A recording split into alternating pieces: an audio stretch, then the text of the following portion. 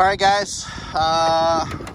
So as far as a police IFAK kit, I got this thing loaded down. This goes in the car. I have fluctuated back and forth on stuff I carry, obviously for medical stuff as well as tactical and everything else. Tourniquet. Even though I am not trained in this, the kit I bought did come with one of the chest darts. That is something that gets into, advanced tactics, and you could kill someone. So that's not something at all, unless you're trained on this, obviously, you're going to use. It's going to be more of the paramedic and emergency room, route. I have a emergency space blanket in here. I actually have to add some meds, over-the-counter stuff in here, ibuprofen, stomach stuff, different things like that. Have some of the actual women's products that are good for like a bullet, plugging a bullet hole, trying to stop up the bleeding, nasal opening. Have some electrolytes, Pedialyte, and a chest seal. It's a hyphen vent chest seal twin pack for someone, sucking chest wound like a gunshot or a knife. And looks like over here have some tape, medical tape, athletic tape, whatever, like this stuff. You can use that for quite a bit of things also. And here, emergency bandage, has clotting agent in it. Looks like, trauma wound dressing. I thought that had the quick clot stuff in there.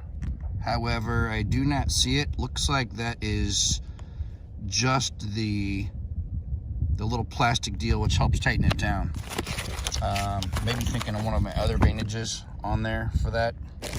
And this bag is stuff that I have compiled in here. Some of these more generic tourniquets we can just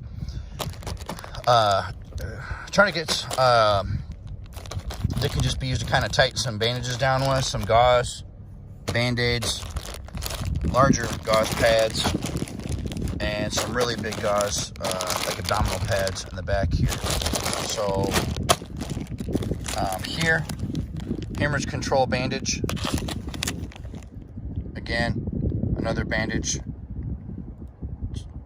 to make as a pressure bandage to stop bleeding. And then as I get further in, it looks like I have some of the hemostatic agent, the quick clot here.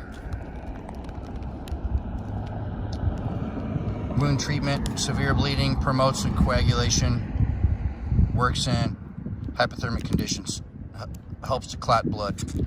So has some of the agent in there. I know they say some of the doctors do not like this stuff because they then have to wash that out. There's a burn dressing. So there's quite a bit of stuff in this. I've actually got to revamp it though. I threw this together when I started work. Another clotting sponge, a quick clotting agent on there. Again, for a little kit, this has a lot of stuff in here, but if you guys have any advice, recommendations, any of you other cops, firemen, paramedic, first responders, military guys out there, preppers, whatever. So this is what I have. Hopefully this is never needed, because if it is, then obviously things are going horribly wrong. But I got this to carry.